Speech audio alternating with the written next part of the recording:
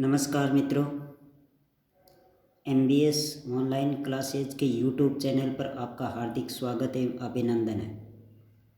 आइए मित्रों, आज हम बात करते हैं राजस्थान सरकार के द्वारा हाल ही में रीट के लिए कुछ बातें कही गई है। रीट का एग्ज़ाम होने वाला है। अब ये समझना ज़रूरी है कि रीट के 2 पेपर होंगे या वेटेज कम होगा या क्या होगा, वो फैसला तो सरकार का है। सरकार क्या फैसला करती है उससे पहले हमें अपनी तैयारी में लगे रहना चाहिए। वो सरकार का फैसला है, सरकार कब करेगी वो उनके हाथ है और हमें भी थोड़ा संघर्ष करना पड़ सकता है उन सब के लिए। तो आज हम बात करेंगे रीट लेवल सेकंड सामाजिक अध्ययन के जो शिक्षक बनना चाहते हैं उन विद्यार्थियों हेतु। जो सामाजिक अध्ययन के शिक्षक बनना चाहते हैं उनका सिलेबस क्या है। रीट का सिलेबस प्राचीन जो सिलेबस था वही सिलेबस वही रहेगा, सिलेबस में कुछ चेंज नहीं होने वाला है। तो क्यों ना हम अपनी तैयारी चालू रखें, उसके बाद जो फैसला होगा वो देखा जाएगा। तो आइए मेरे साथ हम देखते हैं कि सामाजिक अध्ययन के शिक्षक बनने वाले रीट लेवल सेकंड के विद्यार्थियों हेतु जनरल नॉलेज में क्या क्या पढ़ना आवश्यक है। मित्रों, पहला टॉपिक है हमारा भारतीय संस्कृति, भारतीय सभ्यता एवं संस्कृति एवं समाज। ये टॉपिक है। ये PDF आपको हमारे वीडियो के डिस्क्रिप्शन में मिल जाएगी, आप वहाँ से डाउनलोड कर सकते हैं। तो चलिए, पहला भारतीय सभ्यता, संस्कृति और समाज। अब इस टॉपिक में हमारे लिए क्या क्या महत्वपूर्ण है। सिंधु घाटी सभ्यता आएगा टॉपिक, इसे आप रट लें। इनमें से 1-2 क्वेश्चन कन्फर्म है, हमेशा आते हैं और आएंगे भी। फिर है वैदिक संस्कृति, बहुत महत्वपूर्ण टॉपिक है, इसमें भी पर्सन क्वेश्चन निश्चित है। भारतीय समाज एवं विशेषताएं, भारत के समाज का क्या स्ट्रक्चर है और समाज की क्या विशेषताएं है, इसके बारे में भी इस टॉपिक में से भी क्वेश्चन है आने अनिवार्य है। परिवार, विवाह, लैंगिक संवेदनशीलता, ग्रामीण जीवन एवं शहरीकरण, ये तो टॉपिक है हमारे भारतीय सभ्यता, संस्कृति और समाज। मित्रों, हम किसी भी चीज़ की तैयारी कर रहे हैं उससे पहले हमें पता होना चाहिए कि क्या पढ़ना है और क्या नहीं पढ़ना है। जब ये सिलेबस ही हमें पता नहीं है या फिर इसके टॉपिक हमें याद नहीं है, सबसे पहले तो ये याद करना चाहिए कि टॉपिक कौन कौन से आएंगे। क्योंकि हम मार्केट से जो पुस्तकें खरीदते हैं उसमें बहुत सारा मैटर होता है, हम टॉपिक से अलावा अपना काफ़ी समय व्यतीत कर देते हैं। तो उससे बचने के लिए हमें इस सिलेबस का पूर्ण पता होना चाहिए। तो मित्रों, ये अभी याद कर लेना, सिंधु घाटी सभ्यता, वैदिक संस्कृति, भारतीय समाज की विशेषताएं। इस टॉपिक में परिवार, विवाह, लैंगिक संवेदनशीलता, ग्रामीण जीवन एवं शहरीकरण नामक एक टॉपिक है। नेक्स्ट है मौर्य तथा गुप्त साम्राज्य, गुप्तोत्तर काल। ये बहुत अच्छा टॉपिक है, क्वेश्चन निश्चित है यहाँ से आना। मौर्य साम्राज्य में क्या है। अब मौर्य साम्राज्य बहुत बड़ा है, लेकिन मौर्य साम्राज्य में भी हमारे टॉपिक कौन कौन से लगेंगे वो चीज़ ध्यान देने योग्य है। राजनीतिक इतिहास और प्रशासन, मौर्य का प्रशासन कैसा था। भारतीय संस्कृति के प्रति योगदान, नए राज्यों का उदय, यह एक अलग टॉपिक है। तो मौर्य साम्राज्य में उसका राजनीतिक इतिहास और प्रशासन आएगा, ये 2 टॉपिक। फिर भारतीय संस्कृति के प्रति योगदान, नए राज्यों का उदय, आगे चलकर किन किन राज्यों का उदय होता है, ये मौर्य साम्राज्य के टॉपिक है। नेक्स्ट है गुप्त साम्राज्य। गुप्त काल को तो आप जानते ही हैं।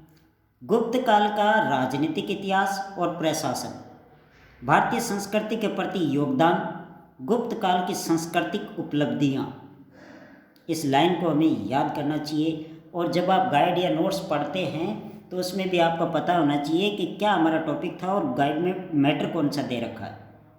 इसीलिए हमें ये सिलेबस का जो है पता होना जरूरी है। नेक्स्ट है भारत, 600 ईस्वी से लेकर 1000 ईस्वी के मध्य भारत का इतिहास आएगा। ये मध्यकाल माना जाता है। मध्यकालीन भारत का इतिहास हमें पढ़ना बहुत जरूरी है, ठीक है ना। फिर टॉपिक है 12वीं विश्व से भारत का सांस्कृतिक संबंध, जैसे कंबोडिया है आदि, जो यानी विश्व के साथ भारत के कैसे संबंध है और कौन कौन से टॉपिक है। तो बाहरी विश्व के साथ सांस्कृतिक संबंध भी एक महत्वपूर्ण टॉपिक है। पिछली बार रीट में यहाँ से एक प्रश्न आया था। फिर है मध्यकालीन एवं आधुनिक काल। मध्यकाल में कौन कौन से शासक हुए, किस प्रकार का राजनीतिक इतिहास है उनका, और आधुनिक काल ये टॉपिक है। भक्ति और सूफी आंदोलन, ये तो बहुत ही महत्वपूर्ण है, हर एग्जाम में यहाँ से प्रश्न आते ही है, और पढ़े या ना पढ़े भक्ति और सूफी आंदोलन जरूर पढ़ लें। मुगल राजपूत संबंध, यानी अब ना ही तो संपूर्ण मुगल काल है और ना ही संपूर्ण राजपूत संबंध है, राजपूत काल है। इसमें मुगल और राजपूतों के संबंध है कि इनके संबंध कैसे थे, तो इसी प्रकार से इस टॉपिक को हमें पढ़ना चाहिए। फिर है मुगल मुगल प्रशासन के बारे में भी जानकारी होनी चाहिए।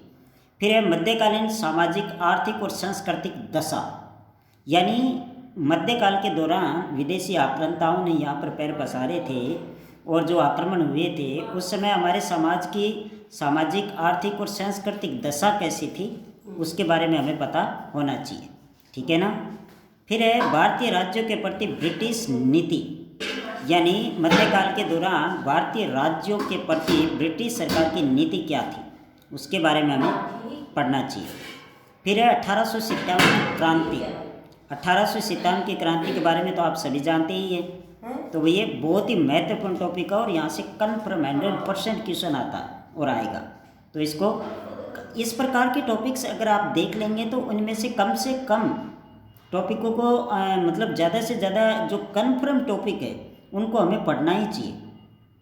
देखिए पूरे सिलेबस में से सारे टॉपिकों में से तो कोई क्वेश्चन बनेंगे नहीं, क्योंकि सामाजिक अध्ययन के 60 क्वेश्चन आने वाले हैं। अब सिलेबस तो बहुत बड़ा है, तो हमें वो टॉपिक ज़्यादा खोजने चाहिए जिनमें से 100% प्रश्न आने वाले, ठीक है ना। भारतीय अर्थव्यवस्था पर ब्रिटिश प्रभाव, यानी ईस्ट इंडिया कंपनी का जब शासन था तब भारत की जो अर्थव्यवस्था है वो किस प्रकार से चमराई थी, ब्रिटिश का क्या प्रभाव पड़ा था यहाँ पर, ये महत्वपूर्ण टॉपिक है। पुनर्जागरण और सामाजिक सुधार, राजा राममोहन राय, दयानंद सरस्वती है ना। तो ये जो सामाजिक सुधारक हुए हैं इनका प्रश्न तो 100% ही आएगा, ठीक है ना। तो इस टॉपिक को आप जरूर क्लियर कर लें। भारतीय राष्ट्रीय आंदोलन 1919 से 1947, देखिए 1919 में जलियांवाला बाग हत्याकांड हुआ है। 1919 में एक अधिनियम आया अंग्रेज़ों के द्वारा लाया गया, फिर 1935 का अधिनियम आया, फिर 1947 का स्वतंत्रता अधिनियम है। तो यहाँ से भी प्रश्न पुटअप हो सकता है, तो इन चीज़ों को हमें देखना चाहिए। भारतीय संविधान, फिर आगे एक इकाई आती है भारतीय संविधान और लोकतंत्र। अब देखिए पॉलिटिकल में से क्या क्या आएंगे। अब संविधान पढ़ने को तो बहुत बड़ा है संविधान, और कोई बुक मिल जाती है उसमें से हम पढ़ते रहते हैं, सारे टॉपिक्स पढ़ते हैं, हमें क्लियर नहीं होता। तो अब आप देख लीजिए यहाँ से कि संविधान में से भी कौन कौन से टॉपिक रीट में लागू है, उन्हीं टॉपिकों को पढ़ना चाहिए हमें, बाकी को छोड़िए मैटर को, तब अच्छी तैयारी होगी। भारतीय संविधान एवं लोकतंत्र, अब संविधान के महत्वपूर्ण चरण आएंगे। सबसे पहले संविधान है क्या, संविधान का महत्व क्या है, संविधान विकास के चरण क्या है, और लोकतंत्र की स्थापना हुई कैसे, इन चीज़ों के बारे में जिक्र होगा। बाय द वे हम देखते हैं, मैंने देखा है गाइडों में सीधा ही संविधान को लपेट दिया जाता है, महत्वपूर्ण बातें रह जाती है। फिर है संविधान के उद्देशिका, छोटी सी उद्देशिका है लेकिन उसका अर्थ बड़ा विशाल है, और उद्देशिका में हर एग्जाम में कोई न कोई प्रश्न जरूर पुटअप होता है। मेरे ही यूट्यूब चैनल पर उद्देशिका एक दिन मैं पढ़ाऊँगा, उस दिन देखिएगा आप, जो प्रश्न मैं बनाऊंगा उससे अलावा कोई प्रश्न नहीं आ सकता, ये मेरा वादा है, ठीक है ना। फिर है हमारे मूल अधिकार, जानते ही हैं आप। फिर हमारे मूल कर्तव्य, बस। फिर धर्मनिरपेक्षता क्या है, और सामाजिक न्याय किस प्रकार से हमें मिला। संविधान के ये इतने टॉपिक हैं, इनके अलावा संविधान तो हमारा बहुत बड़ा है, गाइडों में हमें मिलता है, वैसे हम पढ़ते जाते हैं। इनके अलावा कोई टॉपिक मत पढ़िएगा, मैं दावे के साथ कहता हूँ। फिर देखिए सरकार गठन एवं कार्य, सरकार का गठन कैसे होता है और कार्य क्या है सरकार के बारे में हमें जानना है। फिर संसद के बारे में जानना है, राष्ट्रपति है, प्रधानमंत्री और प्रधानमंत्री की मंत्रिपरिषद है, उच्चतम न्यायालय है, राज्य सरकार, पंचायती राज। राज्य सरकार में पंचायती राज और नगरीय स्वशासन के 2 टॉपिक्स हैं, तो इससे ज़्यादा नहीं पढ़ेंगे। फिर है पृथ्वी के प्रमुख घटक। तो अब ज्योग्राफी आई है, संविधान का यही था पॉलिटिकल में। पृथ्वी के घटक यानी भूगोल में आ जाइए अब, स्थल मंडल, जलमंडल, वायुमंडल और चट्टानों के प्रकार। जलमंडल 2 बार नाम लिखा गया मित्रों, देखना थोड़ा सा। स्थल मंडल, जलमंडल, वायुमंडल और पृथ्वी मंडल, है ना। तो इस प्रकार से होगा ये। और चट्टानों के प्रकार आएंगे, तो ये महत्वपूर्ण बात है। पृथ्वी की सतह पर परिवर्तनकारी आंतरिक एवं बाह्य शक्तियाँ, जैसे भूकंप है, तूफान है, इन सब के बारे की जानकारी। संसाधन एवं विकास, कौन कौन से संसाधन हैं, आधुनिक संसाधन है या प्राचीन संसाधन है, और इनका विकास कैसे। संसाधनों के प्रकार एवं संसाधन संरक्षण, मृदा, मिट्टियाँ, खनिज और ऊर्जा संसाधन, कृषि, उद्योग और मानव संसाधन। इन टॉपिकों को जो भी आप गाइड लेके आना चाहते हैं उनमें इन टॉपिकों को मिला लेना मित्रों, और जो ये टॉपिक है वही पढ़ना। उसके अलावा अगर गाइड में कोई टॉपिक है तो उन्हें छोड़ देना, अपना टाइम वेस्ट मत करना, ठीक है ना। फिर है भारत का भूगोल। भारत के भूगोल में क्या है देखिए, भारत के भूगोल एवं संसाधन। भारत भू आकृतिक प्रदेश, भारत की जलवायु, भारत की प्राकृतिक वनस्पति, भारत में वन्य जीवन, भारत में बहुउद्देश्य परियोजनाएं, भारत में कृषि और फसलें, भारत के उद्योग, भारत का परिवहन, भारत की जनसंख्या, भारत में जन सुविधाएं, विकास के आर्थिक और सामाजिक कार्यक्रम, उपभोक्ता और जागृति। भारत का भूगोल बहुत दे रखा है विद्यार्थियों मित्रों, तो आप ध्यान से इन टॉपिकों को पढ़ें, ठीक है ना। अब है राजस्थान का भूगोल। राजस्थान के भूगोल में क्या है देखिए, राजस्थान के भूगोल में भौतिक प्रदेश, हमारे राजस्थान के भौतिक प्रदेश, जल संरक्षण एवं संग्रह की जो प्राचीन विधियाँ हैं, प्रश्न आता है हमेशा, कृषि और फसलें, खनिज, ऊर्जा संसाधन, परिवहन, उद्योग और राजस्थान की जनसंख्या। इन टॉपिकों को याद कर लीजिएगा। इस पूरी पीडीएफ को आप अपने पास डाउनलोड करके रखिएगा, काम आएगी आपको।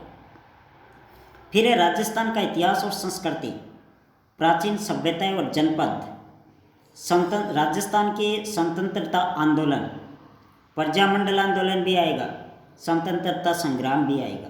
राजस्थान के स्वतंत्रता संग्राम के प्रमुख सेनानी जरूर पढ़िएगा। राजस्थान का एकीकरण किन चरणों में हुआ वो आपको पता ही है। राजस्थान की विरासत, संस्कृति, मेले, त्यौहार, लोकलाय, पुस्तकें, दुर्ग, महल आदि, ये टॉपिक है। राजस्थानी साहित्य, पर्यटन, विरासत और संरक्षण, ये हमारे सामाजिक अध्ययन के टॉपिक्स हैं। सामाजिक अध्ययन के शिक्षकों को या बनने वाले शिक्षकों को मेरी तरफ से हार्दिक बधाई और शुभकामनाएं। भगवान माँ सरस्वती आपको कामयाबी दे, मैं हमेशा आपके मंगल कामना करता रहूँगा। तो मित्रों, ये इतने टॉपिक आप अपने जहन में बैठा लेना। सबसे पहले इस पीडीएफ को निकाल कर डाउनलोड करके आप याद कर लो कि कौन कौन से टॉपिक आने वाले, हम क्या पढ़ रहे हैं और क्या नहीं पढ़ना चाहिए, ये ज़रूरी है, ठीक है ना। अब देखिए, शिक्षा शास्त्रीय मुद्दे, ये एक अलग से टॉपिक है हमारा। ये लेवल है फर्स्ट और सेकंड रीड के दोनों में सेम है। इसमें आएगा सामाजिक विज्ञान, सामाजिक अध्ययन की संकल्पना एवं प्रकृति, क्योंकि आप सामाजिक अध्ययन के शिक्षक बनने वाले हैं ना। कक्षा कक्ष की प्रक्रिया, क्रियाकलाप एवं विमर्श, सामाजिक विज्ञान, सामाजिक अध्ययन के अध्यापन की समस्याएं, समालोचनात्मक चिंतन का विकास, प्रच्छा शब्द पर बहुत बार प्रश्न बने, अनुभाविक साक्ष्य, शिक्षण अधिगम सामग्री सामाजिक की एवं सहायक सामग्री, परियोजना कार्य और मूल्यांकन। तो मित्रों, मेरे द्वारा बताए गए सिलेबस से आप संतुष्ट है कि नहीं है, आप कितना अच्छा ग्रहण कर रहे हैं, ये जानकारी आपको कैसे लगी, वीडियो के कमेंट में आप ज़रूर बताएं। और इस चैनल को, अपने भाई के चैनल को सब्सक्राइब, लाइक और बेल आइकन दबाना ना भूलें। ये मेरी आपसे रिक्वेस्ट है, ठीक है ना। अब इसके अलावा बाल शिक्षा मनोविज्ञान का सिलेबस बच गया है या फिर आपके विषयों से संबंधित जो सिलेबस है वो बच गए हैं, वो मैं अगले वीडियो में आपको उपलब्ध करवाऊंगा। तब तक के लिए नमस्कार। आप MBS कोचिंग क्लासेस के यूट्यूब चैनल पर वाचिंग करते रहिए। धन्यवाद।